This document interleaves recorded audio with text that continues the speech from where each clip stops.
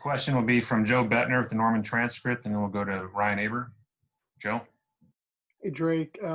Just with this weekend going up against, not the first time, but going up against your old high school teammate, Charlie Kohler.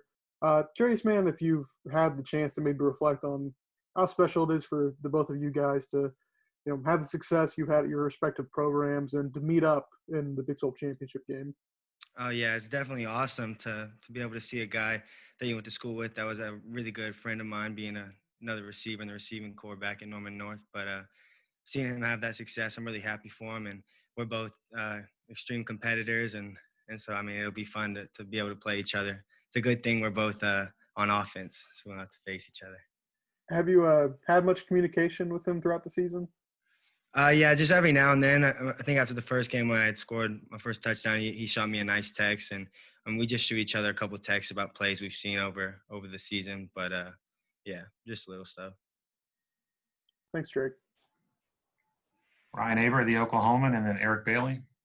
Yeah, Drake, wanted to ask you about Theo Wease.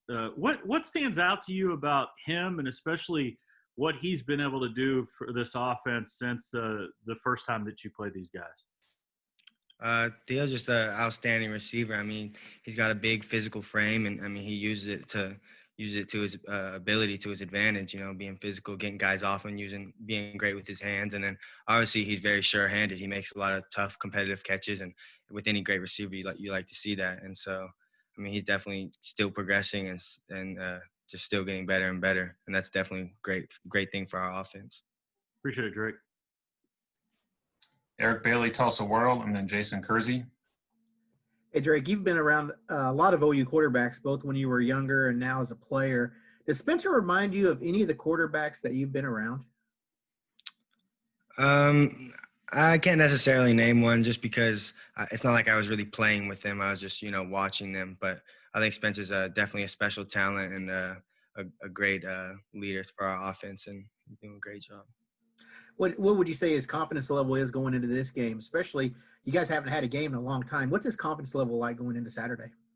I think we just got to be, confident in our preparation. If you prepare well and prepare well for the task at hand, I mean, that's really all there is to it. And so just trust our preparation, trust our game plan, have confidence in this team and what we can do, and just go out and do that. Thank you, Drake. Okay, let's go to Jason Kersey, the Athletic, and then John Hoover.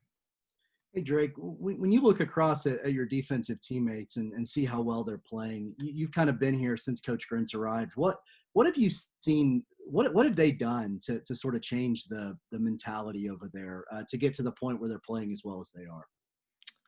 I don't know. It's just that practice, just all the time, and there's just it's just more intense. It feels like on that side of the ball. I mean, they take it unbelievably seriously now. I mean, of course you have to, but I mean, they're just, I don't know, they're just willing each other to be better every single day. And I think that they're pushing each other themselves, not just the coaches having to get on, but with each other, knowing that missing a tackle or missing a gap or missing something like that they can't have that. And so they hold each other accountable and push each other to be better every day. And I think it's been showing definitely that they have gotten a lot better.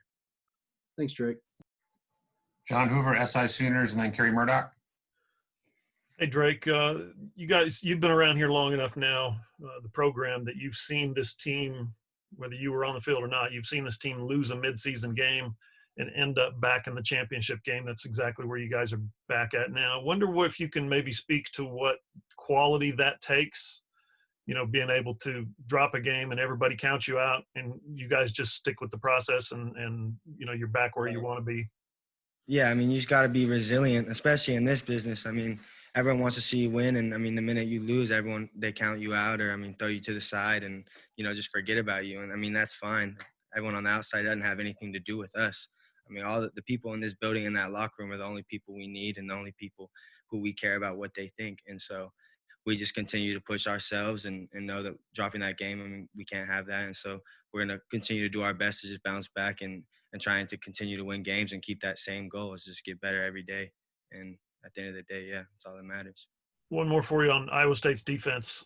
They're good at every level, especially in the secondary as well. What stands out to you about them individually and as a unit? Yeah, no, they're definitely a very talented defense, and their scheme is a lot different than a lot of people play. Implementing that new three safety defense, and I mean, like you said, they're great at all levels. I mean, and the run fits their third safety, that Robber. I mean, he comes downhill and he's ready to hit. I mean, that's definitely one thing that stands out, and I mean, they'll be a tough matchup, but looking forward to it. Thanks, Drake. Kerry Murdoch, Sooner Scoop, and then James Hale. Hey, Drake. I know Lincoln after the Baylor game, was kind of upset with himself just about, practice and things like that. I know you guys were down then, a lot of people because of COVID, but leading into a game like this, how much more intense are practices and how much happier, has everybody been with just the pace of practice over the last couple of weeks coming off that Baylor game? Yeah, I mean, I'd say practice. I mean, it's always very intense just because they always are striving to make us, better. And obviously, that was a unique situation being out, however many guys we were out. But I would say practice. It's been more intense this week. I mean, of course, everyone knows what we have on the line, what we have coming up, and so I mean, I think everyone wants to be, like I said, preparation is key, and everyone wants to make sure they're preparing like it's the game today, and because if you've already played the game, say 5 days out of 7, and you go and play it again. I mean, you're going to be prepared. And so we just got to continue to treat it like that and come with that mindset every day. Does it make it more fun? Is it easier to kind of play through pain? Yeah, I would say it's more fun. I mean, the energy out there is contagious. Like, guys, instead of, say, if guys are jogging around, if guys are really, running around, people are moving, we're talking, cheering each other on, encouraging each other. I mean, that stuff's contagious for everyone. I mean, I don't care if you're trying to not let it get to you. I mean, you're gonna feel that energy, and you're even going to play better, move better, have more energy yourself. Thanks, Drake. James Hale, KREF, and then Brandon Drum. Drake, you do a good job from that slot receiver finding holes in defenses, especially in zone coverage and things. You talked earlier about how complicated Iowa State's secondary is, or how difficult it is to go against. Can you take us through what a week is like for you as you try to study and try to find those holes in Iowa State's defense? Yeah, I mean, I just try and, watch their game film and watch their games against certain teams that their offenses might line up in formations or do things that are similar to us, and try and see how they move and how they move into those zones and how they fit on run blocks and things like that. And then when I'm watching them, I try and think of, some of our plays and try and imagine them on that field, something that looks similar another team's running. I can imagine myself doing that, and see how to run it, see how to block it, see where to settle up. I mean, little things like that, but it's definitely not easy. You gotta really lock in and focus up and try and learn something throughout the week to make sure you're prepared. Is it a tough defense to go against? I mean, difficult from a schematic standpoint? No doubt. Yeah. I mean, it's, like I said, it's unique. Not everyone does it, and I don't think everyone can do it. You have to be able to really teach it, and you have to have players that fit that scheme. And I think they've definitely found it there. Thanks, man. Brandon Drum, OU Insider, and then Barry Trammell.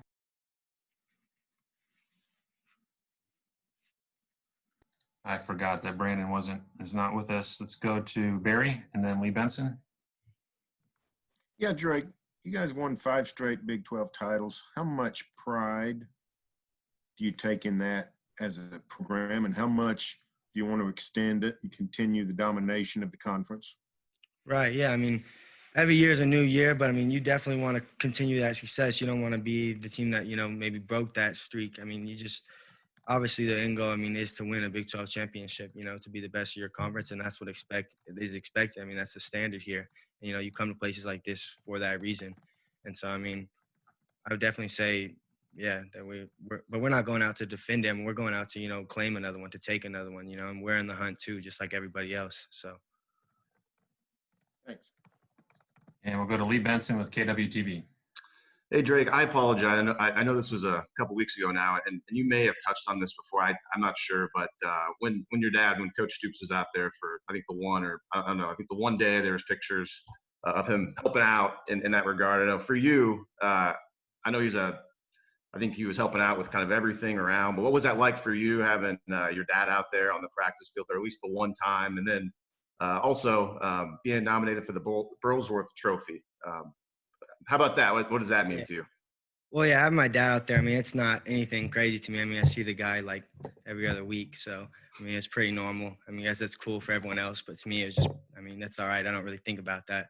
But the Burlsworth Trophy is definitely a huge honor to be nominated for. And I'm definitely very grateful. And, you know, I mean, that's very exciting. It's a huge honor. But obviously, there's bigger things to think about, bigger things ahead right now. And think about that later. But it's definitely an honor. When you walk on, is that even on your mind? Did you even know about that? Because I know Baker won it before, but Yeah. No, I mean, I didn't know if I'd ever be nominated for it, even reach that level to have a chance for that. But, you know, I just put my head down and went to work and continue to do that every day. And, you know, wherever I end up at the end of however long I'm here, that's because of that.